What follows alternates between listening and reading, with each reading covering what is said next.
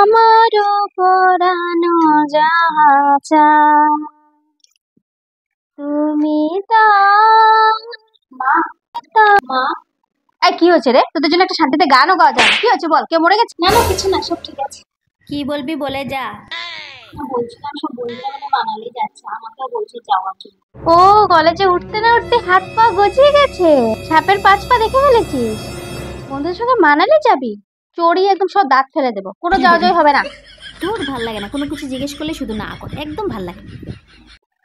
ও, mobile টিপছিস? তা মোবাইলের flash লাইটটাও তো জ্বলে আছে, এত ব্যস্ত তুই মোবাইল টিপাতে?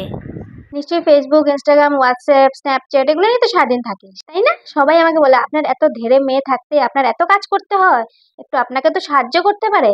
আচ্ছা, আমাকে সাহায্য করার কোনো দরকার নেই, নিজের বইয়ের টেবিলটা তো গুছাতে পারিস। কি অবস্থা বইয়ের টেবিলে? একটা পড়াশোনার ছাত্র এরকম বইয়ের টেবিল থাকে? ছি, নিজের বইয়ের টেবিলই গুছাতে পারে না, সে নাকি আবার বন্ধুদের সঙ্গে মানালি যাবে।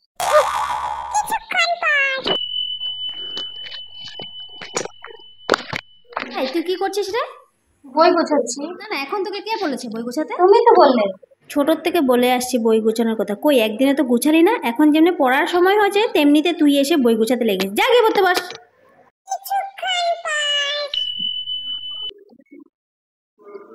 এমন না, পড়াশোনা করছিস? বলছি মাংস বসিয়ে দিয়েছি, একটু গরম মশলাটা এনে দিবি রে। হ্যাঁ যাচ্ছি, একটু দাঁড়াও। বাহ, কত পড়াশোনায় মন দিয়েছিস। একটু বলেছি 2 মিনিটের জন্য গরম মশলা এনে দে, তুই গরম মশলাটা এনে দিতে পারবি না। আজকে মাংস পুড়ে ছাই হোক, আমি যাব দোকানে।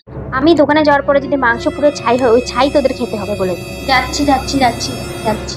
ঠিক আছে যা, আমার আসার সময় ওখান থেকে টাকা বাঁচবে না, একটা আইসক্রিম খেয়ে আসবি, কেমন?